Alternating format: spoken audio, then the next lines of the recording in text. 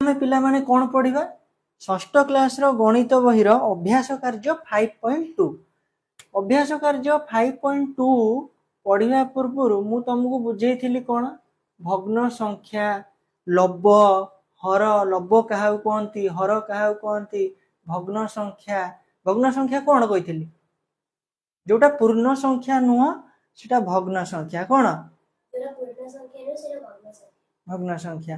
ଦେଖେ ଧର ଗୋଟେ ଚିତ୍ରରେ ମୁଁ ବୁଝଉଛି, ଇଏ ହେଲା ଗୋଟେ ବୃତ୍ତ।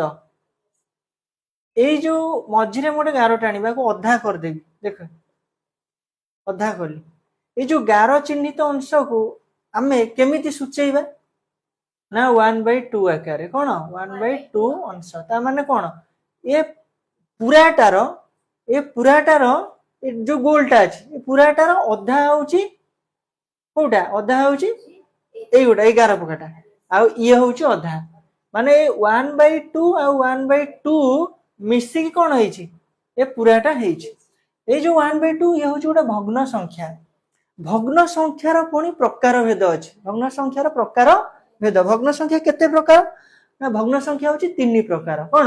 ଗୋଟେ ପ୍ରକୃତ ଭଗ୍ନାଂଶ, ଗୋଟେ ଅପ୍ରକୃତ ଭଗ୍ନାଂଶ, ଆଉ ଗୋଟେ ମିଶ୍ର ଭଗ୍ନାଂଶ। ପ୍ରକୃତ ଭଗ୍ନାଂଶ କ'ଣ? କ'ଣ କହିପାରିବ? ପ୍ରକୃତ ଭଗ୍ନାଂଶ ହଉଛି ଯାହାର ଲବ ବଡ ନା ସାନ? ବଡ। ଲବ ସାନ ଆଉ ହର ବଡ। ଆଉ ଅପ୍ରକୃତ ଭଗ୍ନାଂଶ କ'ଣ? ଲବ ବଡ, ହର ସାନ। ଆଉ ମିଶ୍ର ଭଗ୍ନାଂଶ କ'ଣ? ନା ପୂର୍ଣ୍ଣ ସଂଖ୍ୟା ଥିବ ଫାଷ୍ଟ, ଆଉ କ'ଣ? ପୂର୍ଣ୍ଣ ସଂଖ୍ୟା ପ୍ଲସ କୋଉ ଭଗ୍ନାଂଶ ଥିବ? କୋଉ ଭଗ୍ନାଂଶ ଥିବ? କୋଉ ଭଗ୍ନାଂଶ ଥିବ? ଫାଷ୍ଟ ପୂର୍ଣ୍ଣ ସଂଖ୍ୟା ଥିବ, ତାପରେ କ'ଣ ଥିବ? ପୂର୍ଣ୍ଣ ସଂଖ୍ୟା ଥିବ। ଦେଖେ ଏମିତି ଥିବ 2 ପୂର୍ଣ୍ଣ 3/4 ଏଇ ଟାଇପର। ତାହେଲେ ଏଇଟା କି ଭଗ୍ନାଂଶ? କି ଭଗ୍ନାଂଶ ଏଇଟା?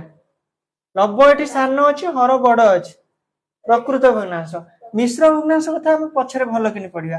ଫାଷ୍ଟ ଆମେ ଦେଖିବା ପ୍ରକୃତ ଭଗ୍ନାଂଶ କ'ଣ, ଅପ୍ରକୃତ ଭଗ୍ନାଂଶ କ'ଣ। ପ୍ରକୃତ ଭଗ୍ନାଂଶ ହଉଛି ଲବ ଯୋଉଥିରେ ବଡ ଆଉ ହର ସାନ। ଅପ୍ରକୃତ ଭଗ୍ନାଂଶ ହଉଛି ପ୍ରକୃତ ଭଗ୍ନାଂଶ କ'ଣ? ନା ଲବ ସାନ ଆଉ ହର ବଡ। ଆଉ ଅପ୍ରକୃତ ଭଗ୍ନାଂଶ କ'ଣ? ଲବ ବଡ, ହର ସାନ। ଗୋଟେ ଉଦାହରଣ ଦେବା। ଏଇ ଯୋଉ 1/2 ମୁଁ ଉଦାହରଣ ଦେଇଛି, ଏଇଟା ପ୍ରକୃତ ଭଗ୍ନାଂଶ ନା ଅପ୍ରକୃତ ଭଗ୍ନାଂଶ? ଅପ୍ରକୃତ ଭଗ୍ନାଂଶ। ପ୍ରକୃତ ଭଗ୍ନାଂଶ, କାରଣ ଏଠି ଲବ ସାନ ଅଛି, ହର ବଡ ଅଛି। ମୁଁ ଆଉ ଗୋଟେ ଦେବି 4/3। ଏଟା କି ଭଗ୍ନାଂଶ? ଅପ୍ରକୃତ ଭଗ୍ନାଂଶ, କାରଣ ଏଠି 4 ବଡ ଆଉ 3 ସାନ। ଯୋଉ ଭଗ୍ନାଂଶରେ ଲବ 1 ଥିବ ତାକୁ କି ଭଗ୍ନାଂଶ କୁହାଯିବ? 1 ଥିବ, ଏକକ ଭଗ୍ନ ସଂଖ୍ୟା। କ'ଣ? ଏକକ ଭଗ୍ନ ସଂଖ୍ୟା। ଏମିତି। ଆଉ ସଦୃଶ ଭଗ୍ନାଂଶ କାହାକୁ କହନ୍ତି? ଗୋଟେ ଅଛି ସଦୃଶ ଭଗ୍ନାଂଶ, ଆଉ ଗୋଟେ ଅଛି ଅସଦୃଶ ଭଗ୍ନାଂଶ। ତା ବିଷୟରେ ଆମେ ଆଗକୁ ପଢିବା। କିନ୍ତୁ ସେଟା ପଢିବା ପୂର୍ବରୁ ଆଉ ଗୋଟେ କଥା ବି ମୁଁ ତମକୁ କହିଥିଲି, ସଂଖ୍ୟା ରେଖା। କ'ଣ? ସଂଖ୍ୟା ରେଖାର ମଝିରେ କ'ଣ ରୁହେ? ଶୂନ। ଡାହାଣକୁ କ'ଣ ରୁହେ? 1 2 ପ୍ଲସ୍ କ'ଣ ରୁହେ? ବାମକୁ କ'ଣ ରୁହେ? ମାଇନସ୍ କ'ଣ ରୁହେ? ସଂଖ୍ୟା ରେଖାରେ ମଝି ପଏଣ୍ଟରେ, ମିଡିଲ ପଏଣ୍ଟରେ ଶୂନ ରହେ, ଡାହାଣକୁ ପ୍ଲସ୍ ଜୋନ୍ ଆଉ ବାମକୁ ମାଇନସ୍ ଜୋନ୍। ଆମେ ଶୂନ ଠାରୁ ଯେତେ ଡାହାଣକୁ ଯିବା ସଂଖ୍ୟା ମାନଙ୍କର ମୂଲ୍ୟ ବଢି ବଢି ଯିବ। କ'ଣ ହବ? କିନ୍ତୁ ଶୂନ ଠାରୁ ଆମେ ଯଦି ବାମକୁ ଯିବା ସଂଖ୍ୟାର ମୂଲ୍ୟ କମି କମି ଯିବ। ତେଣୁ ଭଲ କିନି ଏଠିକି ଦେଖ, ଶୂନ ବଡ ନା 1 ବଡ? 1 ବଡ। କାହିଁକି?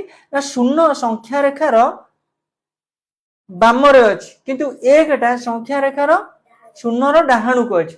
ଡାହାଣକୁ ଗଲେ ଶୂନ ଠାରୁ ଆମର ମୂଲ୍ୟ ବଢି ବଢି ଯିବ। 1ର ମୂଲ୍ୟ ଶୂନ ଠାରୁ ବଡ, ତାପରେ 2ର ମୂଲ୍ୟ 1 ଠାରୁ ବଡ, 3ର ମୂଲ୍ୟ 2 ଠାରୁ ବଡ, କିନ୍ତୁ ପଛକୁ ପଛକୁ ଆଇଲେ ମୂଲ୍ୟ କମି କମି ଯିବ। 0ରୁ 1 ଭିତରେ ଅସଂଖ୍ୟ ଭଗ୍ନ ସଂଖ୍ୟା ଅଛି। କ'ଣ?